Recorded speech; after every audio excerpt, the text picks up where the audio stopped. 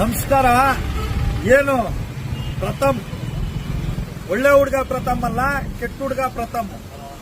ನಿನ್ನೆ ಅವನ ಅಯೋಗ್ಯನಿಗೆ SP office ಮುಂದೆನೆ ಕೇಳಿದ್ದೀವಿ, ಹೋರಾಟಗಾರರು ಬೆಂಬಲ ಏನಾದರೂ ಬೇಕಾ ಅಂತ ಕೇಳಿದ್ಕೆ ಕನ್ನಡ ಏನು ಫಿಲಂ ಚೇಂಬರ್ ಇದೆ, ಕರ್ನಾಟಕ ವಾಣಿಜ್ಯ ಮಂಡಳಿ ಏನಿದೆ ಅಲ್ಲಿ ಹೋಗ್ತಾ ಇದ್ದೀನಿ, ಉಪವಾಸ ಕುಂತ್ಕೊಂತೀನಿ, ನೀವು ಬನ್ನಿ ಅಂತ ಹೇಳಿ ಕರೆದಿದ್ದಾರೆ.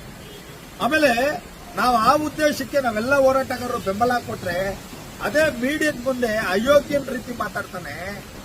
ನಿಮ್ಮ ಯಾರೂ ಬರೋದು ಬೇಡ, ಏಕವಚನಗಳಲ್ಲಿ ಮಾತಾಡ್ತಾನೆ. ಹೋರಾಟಗಾರರು ಅಂದ್ರೆ ಏನ್ ತಿಳ್ಕೊಂಡಿದ್ದಾನೆ ಇವನು?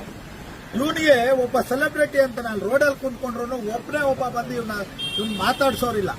ಯಾರು ಒಬ್ಬನೇ ಒಬ್ಬ ಬಂದು ಇವನನ್ನ ಅಲ್ಲಿ ಪರಿಚಯ ಮಾಡಿ ಹಿಂಗಾಗಿದೆ, ಹಿಂಗ್ ತೊಂದರೆ ಇದೆ ಅಂತ, ಅಥವಾ ಒಂದು ಫೋಟೋ ಕೊಡಿ ಅಂತ ಬಂದು ಕೇಳಲಿಲ್ಲ ಯಾರು, ಅಥವಾ ಯಾರಾದ್ರೂ ಬಂದು ನಿನ್ಗೇನ್ ಅನ್ಯಾಯ ಆಗಿದೆ ಅಂತ ಒಬ್ರು ಬಂದು ಅವನ ಪರವಾಗಿ ಮಾತಾಡಿಲ್ಲ.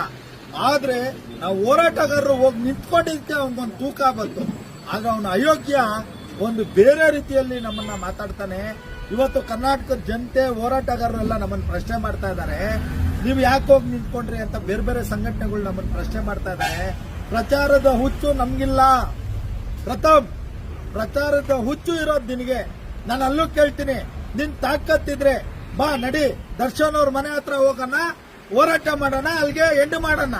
ನೀನು ಸೋಷಿಯಲ್ ಮೀಡಿಯಾದಲ್ಲಿ ಆಗ್ತಾ ಇರ್ತೀಯ ಪ್ರತಿದಿನ, ನನ್ ತೊಂದರೆ ಆಗಿದೆ, ನನಗೆ ಹಿಂಗ್ ಮಾಡಿದ್ದಾರೆ, ಹಂಗ್ ಮಾಡಿದ್ದಾರೆ ಅಂತ. ಆ ಉದ್ದೇಶಕ್ಕೆ ನಾವುಗಳು ಬಂದು ಹೋರಾಟಗಾರರು ಯಾರಿಗೆ ತೊಂದರೆ ಆಗ್ಲಿ, ಯಾವ ಸಂದರ್ಭ ಆಗ್ಲಿ ನಾವು ಬಂದು ಹೋಗಿ ನಿಂತ್ಕೊಂತೀವಿ. ಆದ್ರೆ ನಿಂತರ ನಾವ್ ಯಾರಿಗೂ ಇದ್ ಮಾಡಲ್ಲ. ಮರ್ಯಾದೆ ಕಳೆಯುವಂತ ಕೆಲಸ ಮಾಡಬೇಡ.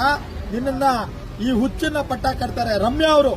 ನಾನು ನಿಜವಾಗೂ ಹೇಳ್ತೀನಿ, ಒಂದು ಒಳ್ಳೆ ಹೆಣ್ಮಗು ಅಂತೀನಿ, ಗನ್ ಶಾಟ್ ತರ ಶೂಟ್ ಮಾಡಿದ್ರು, ಬಂದ್ರು, ಹೇಳಿಕೆ ಕೊಟ್ರು, ಕಮಿಷನರ್ ಭೇಟಿ ಮಾಡಿದ್ರು, ಹೋದ್ರು. ಇದು ನಿಜವಾದ ಹೋರಾಟ, ನಿಜವಾದ ತಾಕತ್ತು. ನಿನಗೆ ತಾಕತ್ತು ಇಲ್ಲ, ಇದು ಇಲ್ಲ. ಪ್ರಚಾರದ ಹುಚ್ಚಿಗೆ ನಿನ್ನ ಉದ್ದೇಶನೇ ಪ್ರಚಾರದ ಹುಚ್ಚು. ನಿನ್ನ ಫಿಲಂಗೋಸ್ಕರ ಮಾಡ್ತಾ ಇದೀಯಾ. ನಿನಗೆ ಯಾವುದೇ ರೀತಿ ಅನ್ಯಾಯ ಆಗಿದ್ರೆ ನೀನ್ ಹಿಂಗಲ್ಲ, ನಮ್ ತರ ಬಂದು ನಿಂತ್ಕೊಬೇಕು ಗಂಡಸ್ಥಾನದಿಂದ.